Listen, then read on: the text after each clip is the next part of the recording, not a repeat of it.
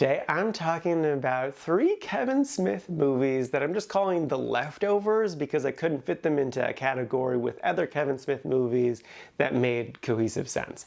So the names of those 3 movies are Zack and Miri Make a Porno, Jersey Girl, and Yoga Hosers.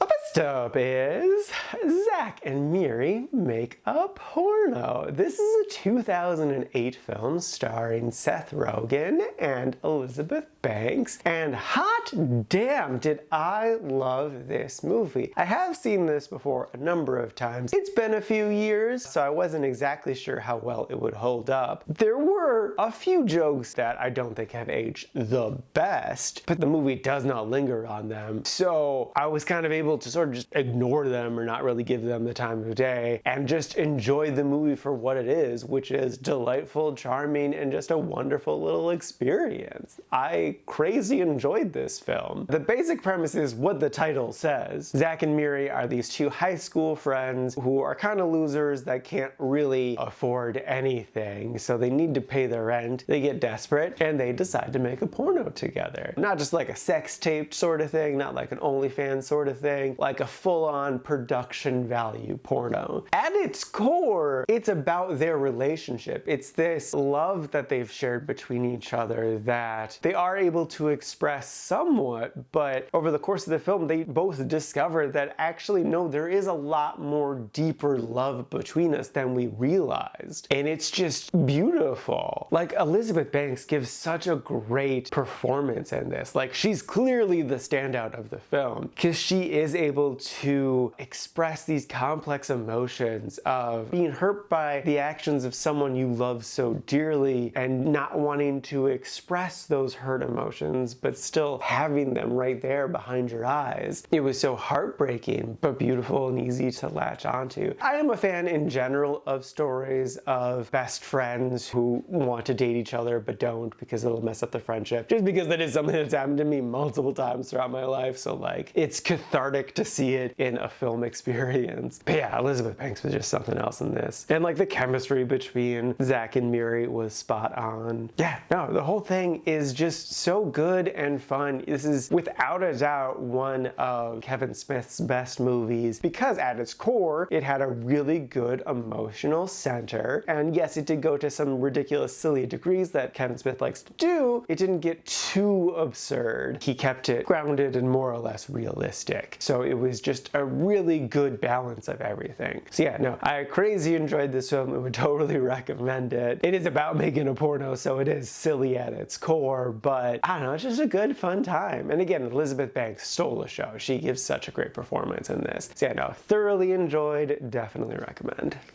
Next up is Jersey Girl. This is a 2004 film starring Ben Affleck and a ton of other people you'd recognize. And the basic premise is Ben plays this big-time New York music person who has a bunch of tragedy stuff happen to him, so now he's a single dad in Jersey raising his little girl, and he's very unhappy in his life, and he doesn't understand what's the most important thing in his life. It's not good. It's not the worst. There are definitely worse Kevin Smith movies out there, but this has a lot of issues. Firstly, Ben Affleck does not give a good performance, especially in the beginning, but like, the whole thing is not solid. It felt very much so like a Republican who is pretending to be sad because they just had to murder someone, and murder is bad even though they really wanted to do the murder and stuff. Like, picture Brett Kavanaugh during his Senate hearing stuff. Like, it's that level of ridiculousness. And then like, so much of the movie's issues are not existent because Ben Affleck's character is rich. He moves in with his dad and forces him to take care of the kid, when it's like, no, he's rich. He could afford childcare. He could have a live-in nanny. And like, I get it. He's grieving and so his mind isn't all there, but like, no, it's a non-issue. Liv Tyler's in this and like, everything with her is so absurd. The first like 3 or 4 scenes she's in, all she talks about is sex and horniness, and it is just the most absolutely ridiculous stuff. She meets Ben Affleck at the video store, and then then the second scene, she just shows up at his house. She is just a stranger who has looked up his address and gone to his house and then just talks about sex. And that is so creepy. Everything about that is wrong. That is just stalker behavior. It's so messed up. And then like the core of the whole thing is that Ben Affleck really loved his job in New York City and doesn't super care for being a dad. And so it's him learning to be like, oh no, that actual job that I was really good at and had a lot of fun doing, I shouldn't care about that. I should only care about my daughter. And like, yes, he should care about his daughter and raise his daughter and give a shit about her. But also have a career that you actually enjoy is a good thing. Like if you're just depressed with work, that ruins your whole life and it's gonna lead to a shitty life for his daughter. So like the whole thing is kind of about balance, but he doesn't learn balance. He just keeps a shitty job to please his daughter. It's not it. It's dumb. It's a dumb movie. So yeah, it's a good solid meh of a film. It wasn't a didn't like, it wasn't a liked, it was a meh. Would I recommend it? No. There are so many other better Kevin Smith movies, and this one rightfully is one that is not talked about a lot. So yeah, no, didn't care for this movie, don't recommend it.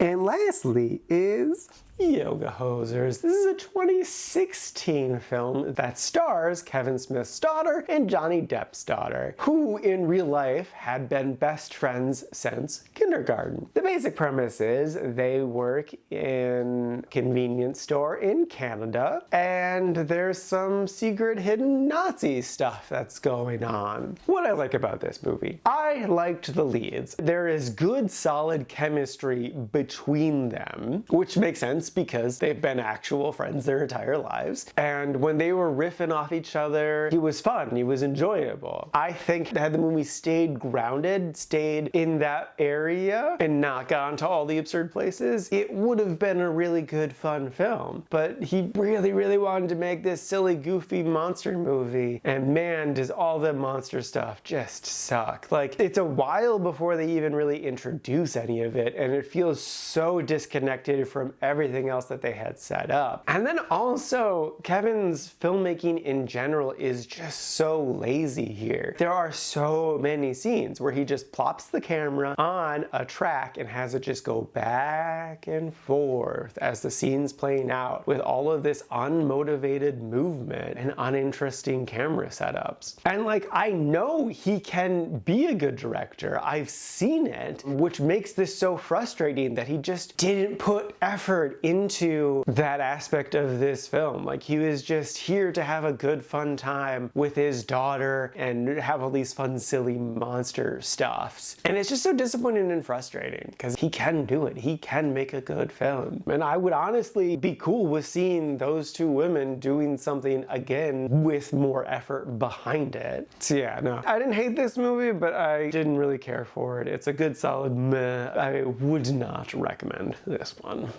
Alrighty, now for today's rankings. First up, we got Zack and Miri Make a Porno, sitting at number 5 in the really like section. And then after that is Jersey Girl, sitting at number 33 in the meh section. And then bringing up the rear is Yoga Hosers, sitting at number 36, again in the meh section. And this is out of a total of 42 old movies so far this year.